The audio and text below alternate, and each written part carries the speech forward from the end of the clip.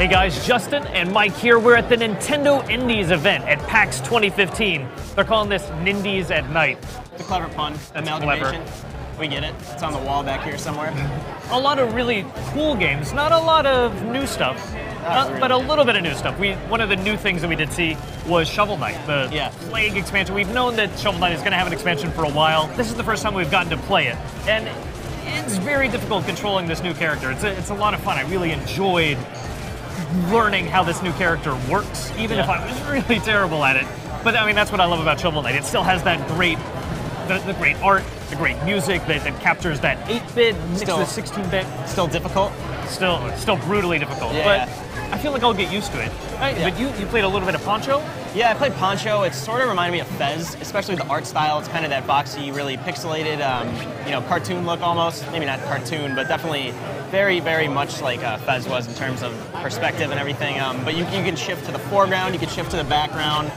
There's a few parts where the moving platforms, you really had to make sure that you were, just getting it to the right spot and the right plane, like plane shifting. The platforming itself was pretty simple, but then when they throw in like certain planes would line up differently, and there would be holes in certain spots where you could shift forward and then hit that and then walk a little bit, shift back. So it was pretty straightforward at first, but then there are a few like twists to the gameplay when they throw in that perspective.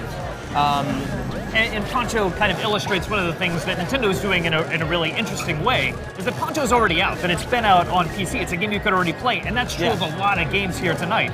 And I think that's really interesting, that Nintendo isn't shutting down. I mean, you think of, on Wii U, the third party and the way that that's working, there's not a lot of support. There's not a lot of EA or Activision games.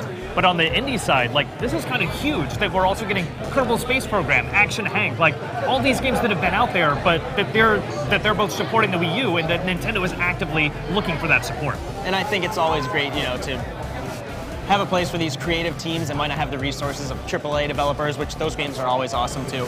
But it's great to see these small ideas become something bigger when they have the resources to do that with.